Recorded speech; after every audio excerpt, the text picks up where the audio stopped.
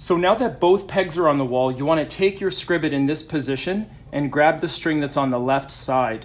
Get the string to the point where you have the hoop, and you can see the hoop is right over here.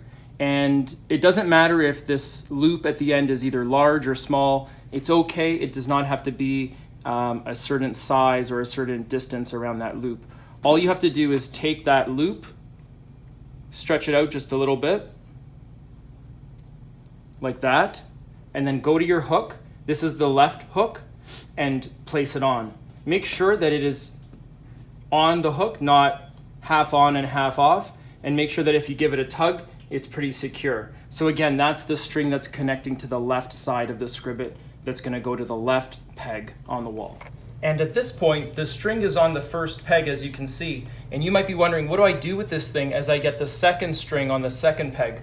Well, don't worry, the string is very strong, and if you need to, you can just let the SCRIBIT hang like that. The string is more than capable of holding this thing up. And if you are really concerned, get a little stool or some sort of ladder and prop this thing up. If you're lucky, if you have someone around that can hold it, that's a great idea as well. But if you're by yourself setting this up, just let the string hang.